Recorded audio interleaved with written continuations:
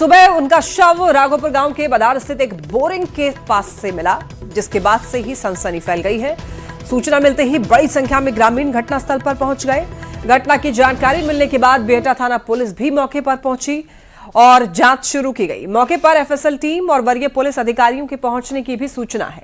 पूर्व मुखिया की हत्या से आक्रोशित ग्रामीणों ने पुलिस प्रशासन के खिलाफ जमकर प्रदर्शन किया। लोगों ने सड़क पर आगजनी कर मुख्य मार्ग जाम कर दिया और पुलिस के खिलाफ नारेबाजी की। प्रदर्शनकारियों ने हत्या की जल्द गिरफ्तारी और निष्पक्ष जांच की मांग की। इस बीच मृतक संजय यादव की बहन ने पुलिस पर गंभीर आरोप लगाए। उनका यह कहना है कि उनके भाई की हत्या में पुलिस की भूमिका की भी निष्पक्ष जांच होनी चाहिए। यह आरोप लगाया गया कि पुलिस की कार्रवाई और रवैये के कारण ये घटना हुई है।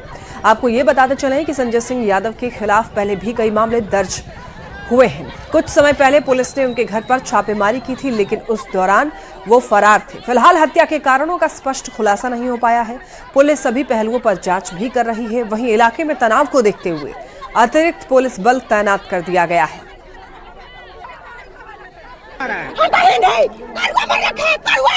थाने पर भारी मिलते मरना के पैसा खोले है गुड्डू से अनंतपुरा के पैसा खोले बा अब खोले 5 घंटा पर दिया होता 5 घंटा पर गुड्डुआ करुआ थाने से बट नाती आ गुड्डुआ से मिल के मरलन है सो 5 घंटा पर थाना आला भाई के हमरा किडनैप करवा देला थाने में से हम बहन बोले थे उनको अब भाई के में लेके मार देलन सो आया मनी सिंह है वो सब मिल के हमरा भाई के मरलन से हमरा भाई के खा गइलन सा हमरा ही 10 दिन पहले गइल रहे 10 गाड़ी फंसिए के मारेला हम भाई के बचा लेली उनकी 60 का 10 गाड़ी। जैसा बताएंगे उन लोग अभी स्पष्ट नहीं हुआ, अभी घटना पर पहुंचे हुए हैं, छानबीन की जा रही है। जैसा भी पता चलेगा।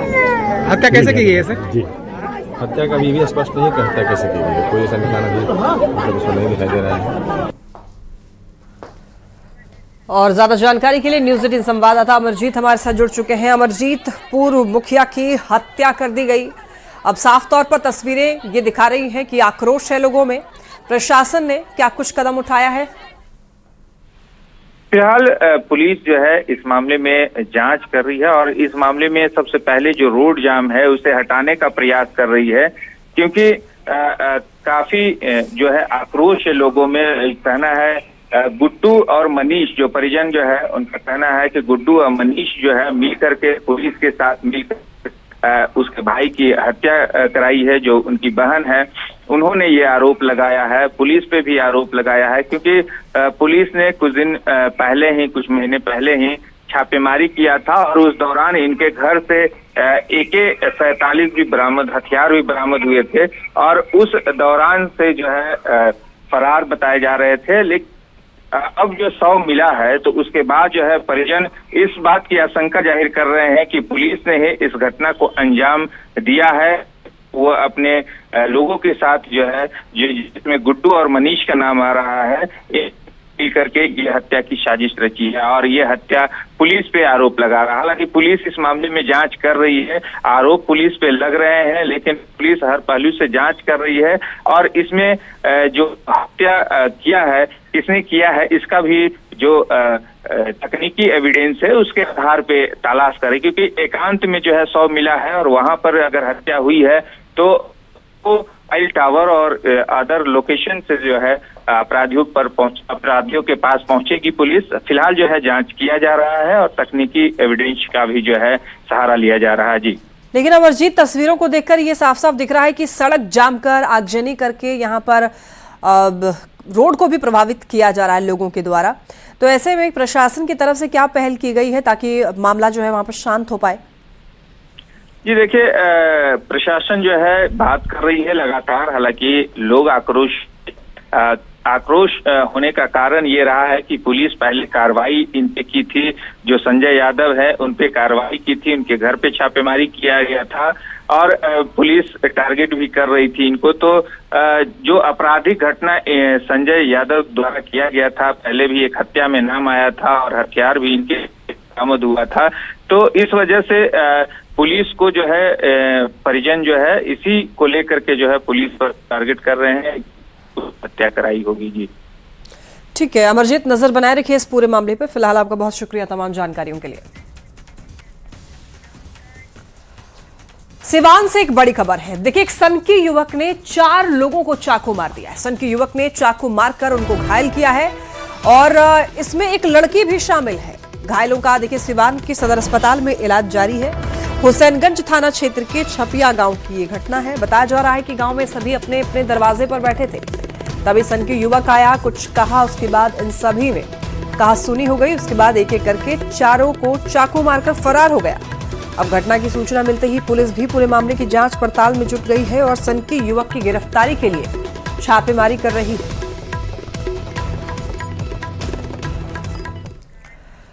मुजफ्फरपुर से बड़ी खबर। हार्डवेयर कारोबारी गोलीकांड में पुलिस ने बड़ा एक्शन लिया। आरोपियों की गिरफ्तारी को लेकर देर रात छापेमारी की गई। ड्रोन की मदद से जंगल में सर्च ऑपरेशन किया गया। ग्रामीण एसपी के नेतृत्व में कई थानों की पुलिस भी तैनात रही। गांव की घेराबंदी करके आरोपियों की तलाश तेज कर दी गई। आपसी रंजिश में कारोबारी को गोली मारी गई। घायल कारोबारी का अस्पताल में इलाज चल रहा है। फरार बदमाशों की गिरफ्तारी के लिए पुलिस की ताबड़तोड़ कार्रवाई देखने को मिल रही है। ये सुपर एक्सक्लूसिव तस्वीरें आपको ये दिखा रहे हैं। ड्रोन की मदद से जंगल में सर्च ऑपरेशन किया गया। ग्रामीण एसपी के नेतृत्व में छापेमारी की गई। तो पानापुर करियात थाना क्षेत्र के शेरुकाही गांव में एक व्यक्ति है सुभाष ठाकुर, जिन्हें कि उनके ही ग्रामीण के द्वारा कुछ आपसी रंजिश के कारण गोली मारकर उन्हें जख्मी किया गया है गंभीर रूप से। गोली उनके बाएं हाथ में लगी है। घटना की जानकारी मिलते ही स्थानीय थानाध्यक्ष यहाँ पहुँचे हैं पानापुर करियात के, साथ में एसडीपीओ वेस्ट 1 और मैं खुद भी यहाँ पर हूँ। कई थाने की पुलिस यहाँ मौजूद है।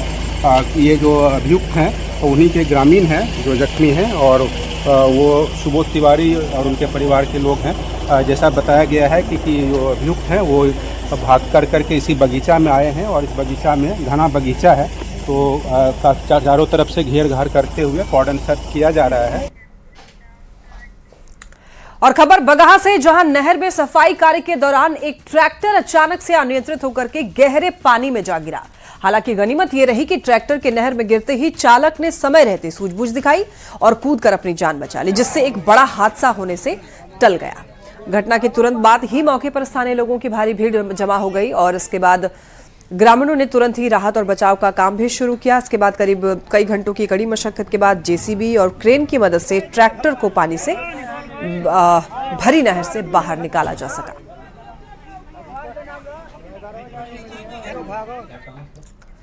अब देखिए, इंदौर में हुए भीषण जो बस हादसा हुआ है उसका सीसीटीवी फुटेज सामने आया है।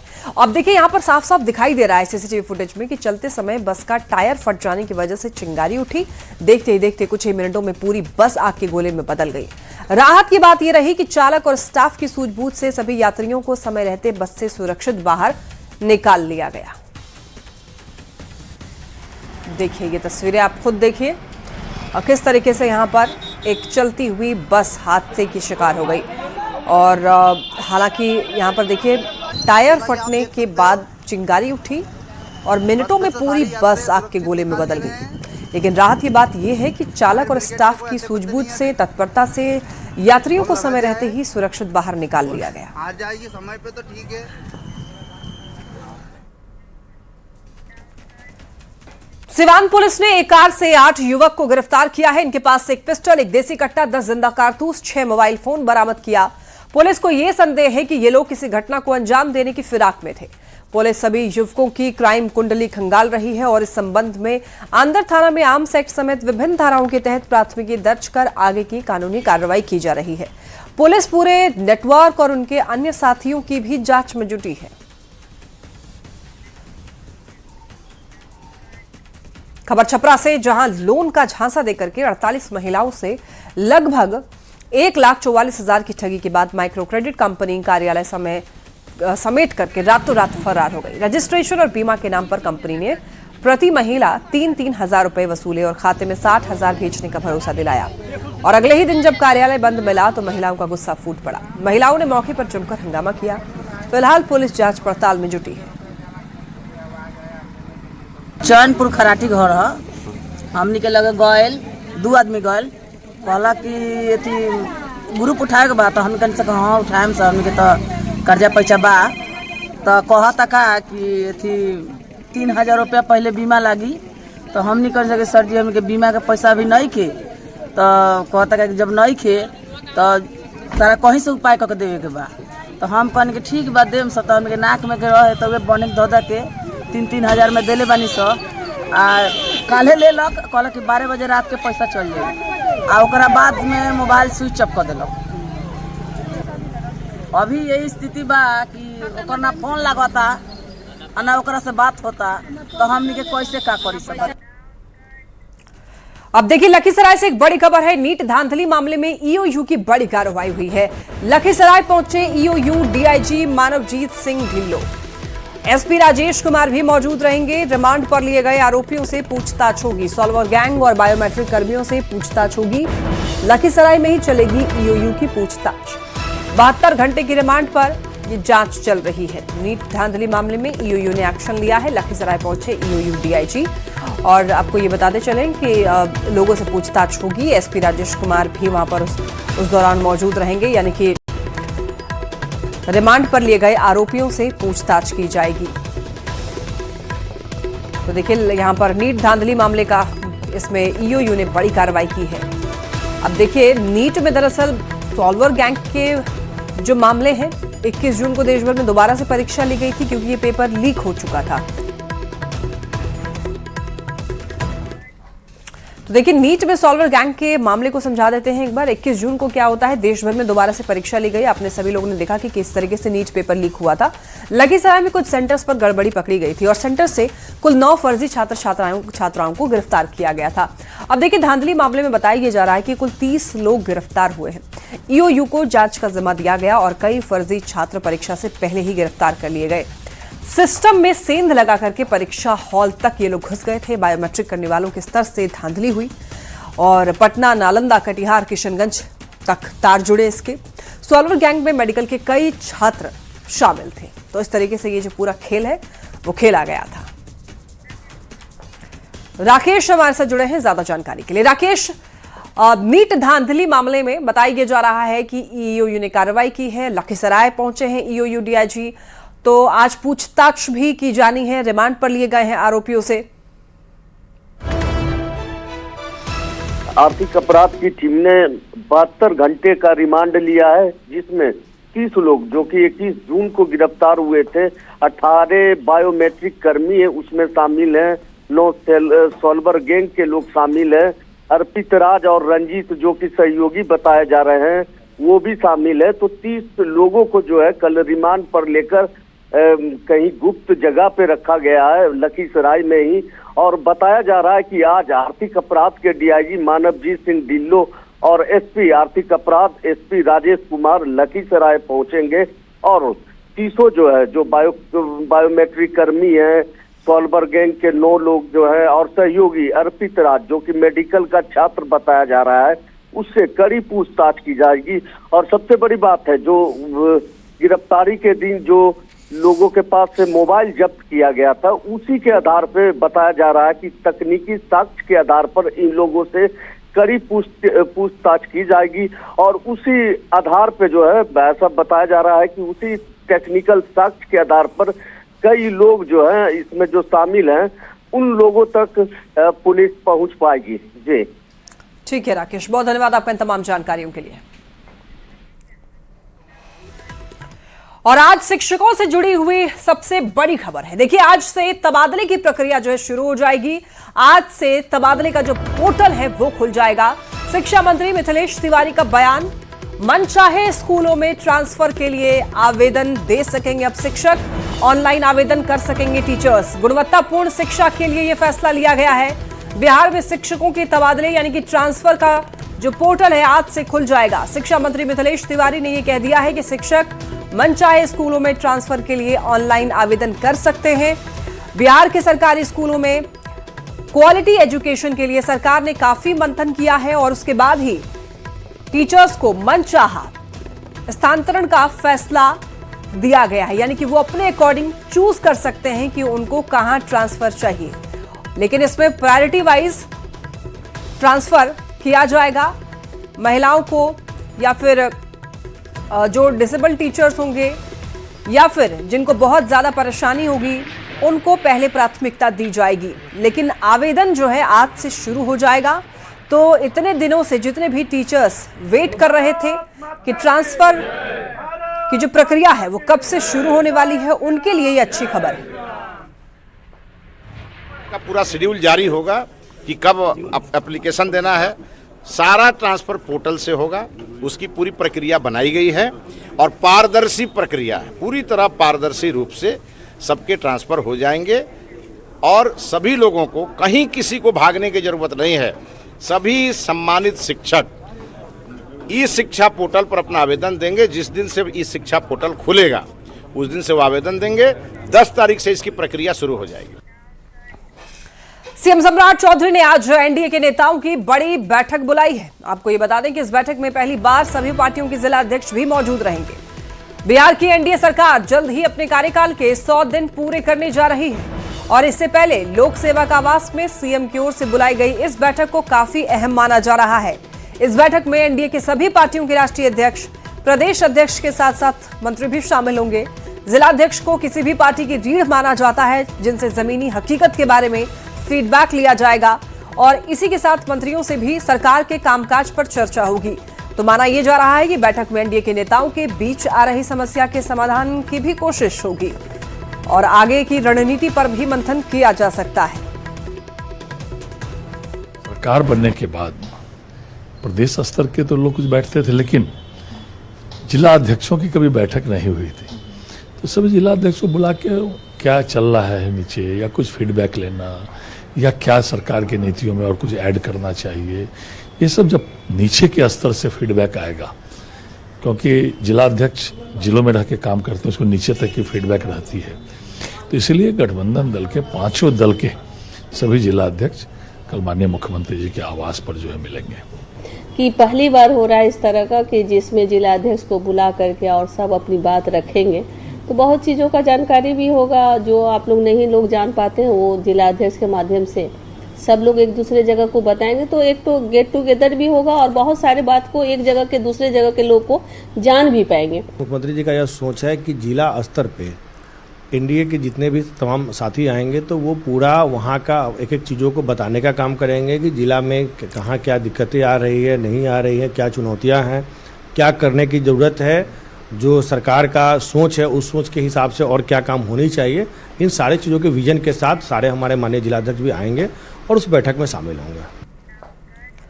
बिहार सरकार की ओर से बुजुर्गों और विधवा महिलाओं को आज सरकार की ओर से बड़ी आर्थिक मदद मिलने जा रही है। आज एक बार फिर सामाजिक सुरक्षा कोषांग के लाभुकों को 1100 रुपए की पेंशन दी जाएगी। मुख्यमंत्री सम्राट चौधरी डीबीटी यानी कि डायरेक्ट बेनिफिट ट्रांसफर के जरिए पेंशन की राशि लाभुकों के खाते में भेजेंगे। इस योजना के तहत 97,84,000 लाभुकों के खाते में आज 1100 रुपए की खुशियां क्रेडिट होंगी। तो इस योजना पर सरकार आज 1,42,394 करोड़ की राशि ट्रांसफर करेगी, जो कि बुजुर्गों, दिव्यांगों और विधवा महिलाओं के लिए बड़ी राहत साबित होगी। देखिए, पिछले साल जुलाई में पेंशन की राशि को 400 रुपए से बढ़ाया गया था और इसे बढ़ाकर 1100 रुपए कर दिया गया था, जिससे पेंशनधारियों में, पेंशन लाभुकों में खुशी का माहौल भी है।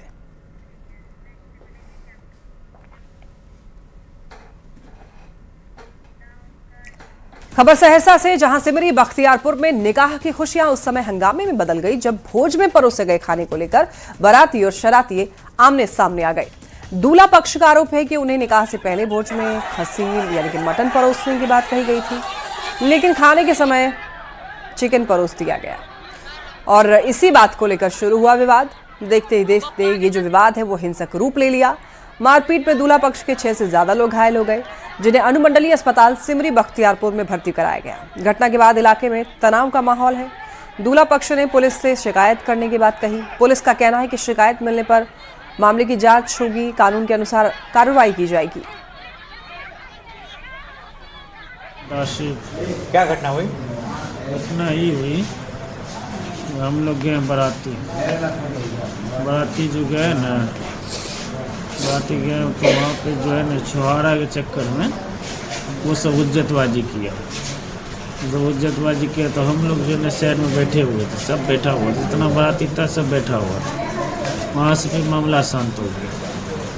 फिर जैसे सब बैठे, खाना दिया सबको, खाना दिया तो मीट उठ के चक्कर में जो है ना, मीट उठ के चक्कर में बोला खिला कुछ रहे दे कुछ रहे, उसी में बोला कि तुम लोग को खाने के लिए आता है, बस मारपीट चालू। हम लोग बलवा पार से राजनपुर बाराती गए और उसके बाद जैसे बाराती गए हम लोग खूब बढ़िया से वहाँ पर निकाह हुआ। निकाह के बाद खाना खिलाने लगा।